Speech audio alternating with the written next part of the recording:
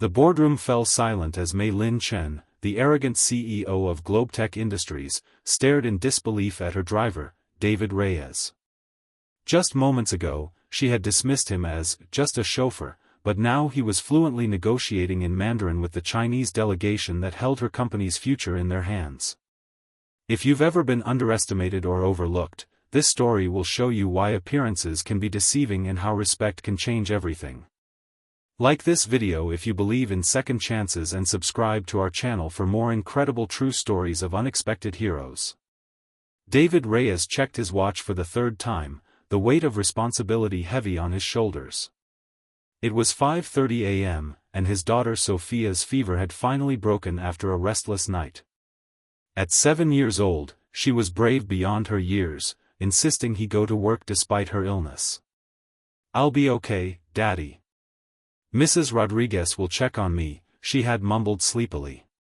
David kissed her forehead, adjusted her favorite stuffed elephant under her arm, and reluctantly left their modest apartment. As a single father since his wife's death 3 years ago, David had mastered the delicate balancing act between parenting and providing. His job as a corporate driver for GlobeTech Industries paid the bills, but it was far from his dream. With a master's degree in international relations and fluency in 9 languages, he had once envisioned a diplomatic career. Life, however, had other plans. The sleek black Lexus purred to life as David pulled away from his apartment complex in the working-class neighborhood of East Los Angeles. His mind was still with Sophia as he navigated the early morning traffic toward the affluent hills of Bel Air. He had 45 minutes to reach his employer's mansion, pick her up, and drive her to the airport for what she had described as the most important meeting of my career.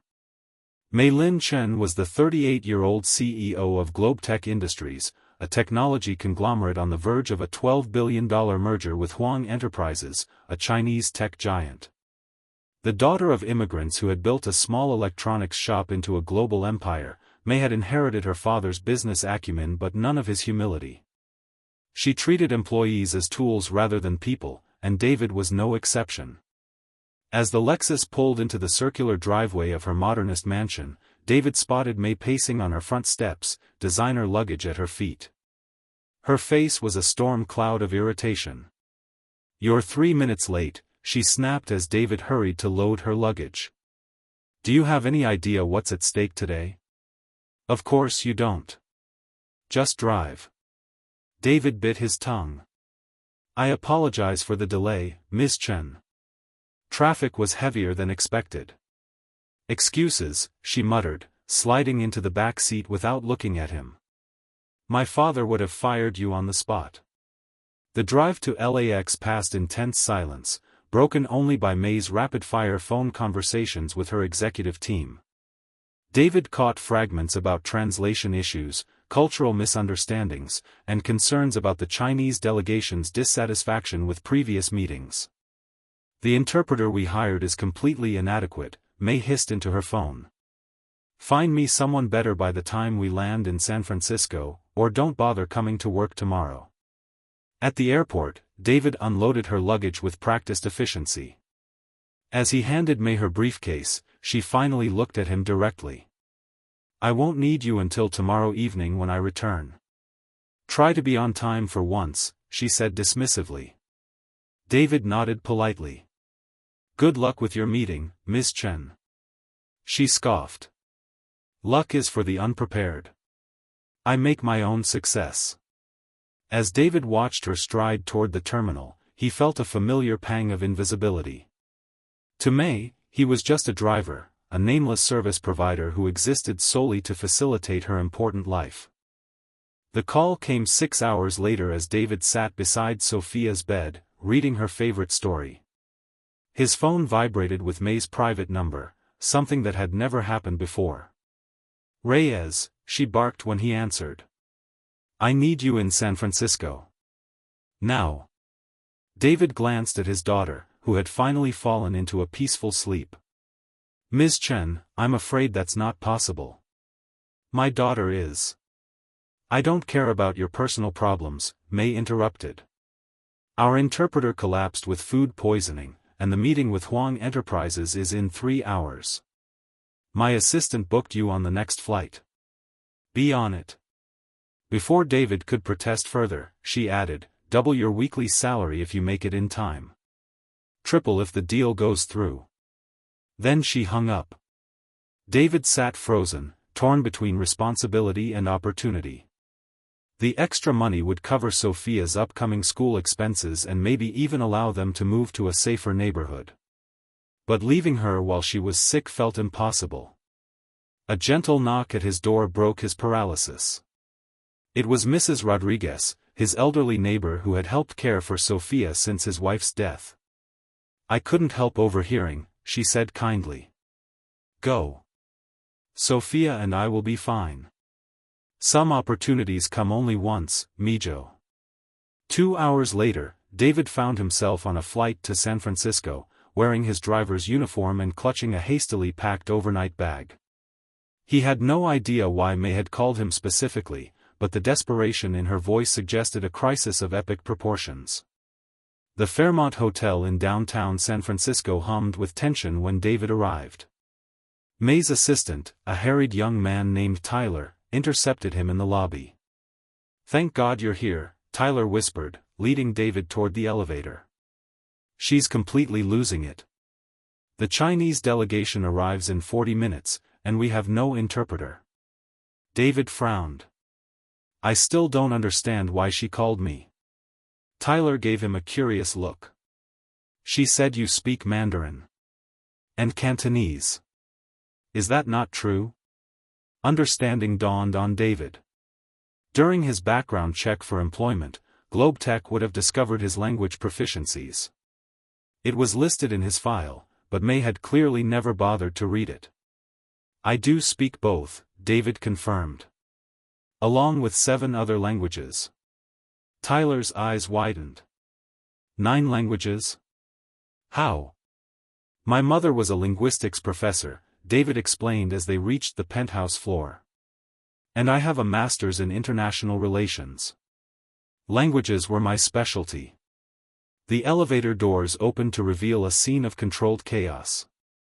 Executives in expensive suits hurried between conference rooms, papers flying. In the center stood Mei, her usual composure shattered, barking orders at a team of terrified assistants. When she spotted David, relief flashed across her face before quickly being replaced by her typical disdain. Finally, she said, marching toward him. You'll need to change immediately. There's a suit in the guest room. I assume you can handle basic translation duties? David met her gaze steadily. Ms. Chen, I'm fluent in Mandarin and Cantonese. I also speak Korean, Japanese, Vietnamese, Thai, Russian, Spanish, and French. Which would be most useful for today's meeting? For the first time since he'd known her, Mei Lin Chen was speechless. She stared at him as if seeing him for the first time, her carefully constructed worldview visibly crumbling. You speak 9 languages, she finally managed. Yes, David replied simply. Now, if you'll excuse me, I should prepare for the meeting. I'll need to review any technical documents to ensure I understand the specific terminology. As David walked away, he heard Tyler whisper to Mei, did you know your driver has a master's degree? Shut up, Tyler, Mei hissed. The next 3 hours transformed David from invisible driver to indispensable asset. As the Chinese delegation arrived, led by the formidable Chairman Huang himself, David seamlessly shifted into the role of cultural bridge. He greeted each delegate in perfect Mandarin, observing all the proper formalities that Mei's previous interpreter had neglected. Chairman Huang, a stern man in his 60s, raised an eyebrow in appreciation. Your pronunciation is excellent, he commented in Mandarin. Where did you study? Beijing University, sir, David replied with a respectful bow. I was fortunate to spend 2 years there as an exchange student. The chairman nodded approvingly before turning to Mei with newfound respect. Your team shows more cultural sensitivity than I expected, Ms. Chen. Mei, who understood enough Mandarin to follow the exchange, smiled tightly. We value understanding above all else, Chairman Huang. As the negotiations began, David did far more than translate. He caught subtle cultural nuances that would have derailed the deal, gently guiding Mei away from potential faux pas and helping her team understand the unspoken concerns of the Chinese delegation. During a critical moment when discussions nearly collapsed over intellectual property concerns, David noticed Chairman Huang's discomfort with the American team's direct approach. Drawing on his diplomatic training, he suggested a brief recess and pulled Mei aside. "They're concerned about losing face," he explained quietly. "The IP demands need to be presented differently, as a mutual protection rather than a one-sided requirement." Mei studied him with new eyes. "How do you know this?" "Because I've been in these negotiations before," David said simply. "Before I became a driver." When the meeting reconvened, Mei followed David's advice, reframing the contentious points. The atmosphere in the room visibly shifted, and by evening, both parties were smiling as they signed the preliminary agreement for the $12 billion merger. As the Chinese delegation departed, Chairman Huang approached David. "You have a rare gift," he said in Mandarin. "If you ever seek new opportunities, Huang Enterprises would welcome someone with your talents." David thanked him politely but made no promises. As the door closed behind the delegation, the American team erupted in celebration. Champagne flowed, backs were slapped, and through it all, Mei watched David with an unreadable expression. Later that night, after the celebrations had died down, Mei found David alone on the hotel balcony, gazing at the San Francisco skyline.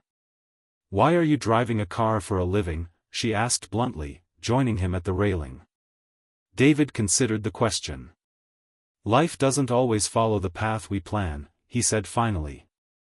"When my wife died, Sophia needed stability more than I needed a career. The driver position offered regular hours and decent health insurance. But 9 languages, Mei pressed. A master's degree. You could be. What?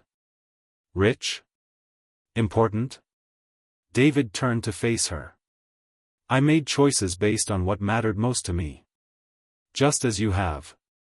Mei fell silent, absorbing his words. For the first time, David saw vulnerability beneath her polished exterior. "I judged you," she admitted quietly. "I saw the uniform, not the person." "Most people do," David replied without bitterness. "I'd like to offer you a new position," Mei said suddenly. "Director of International Relations for GlobeTech. The salary would be substantial. And we can arrange flexible hours for your daughter's needs." David studied her face, looking for the calculation behind the offer. "Why?" "Because I need someone who understands what I missed," Mei said with unexpected honesty. "Today showed me that success isn't just about deals and dollars. It's about seeing people, really seeing them." 2 months later, David Reyes sat in his new office on the executive floor of GlobeTech Industries.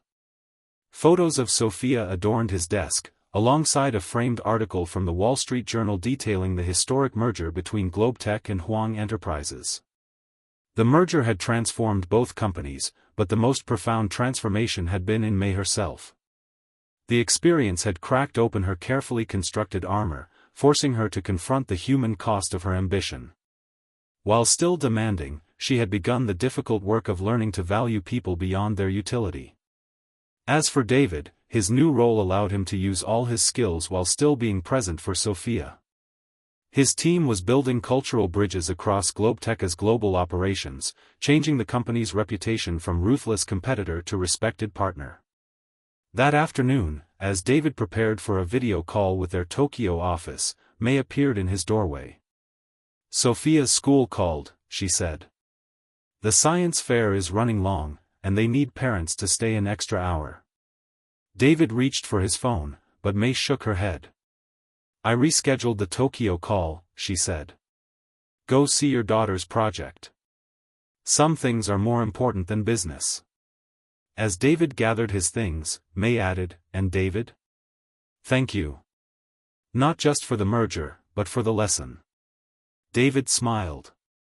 "We all have something to teach, Ms. Chen. If someone is willing to learn."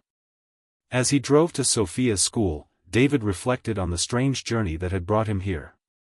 Sometimes life's detours led to unexpected destinations. Sometimes being overlooked was just the prelude to being truly seen.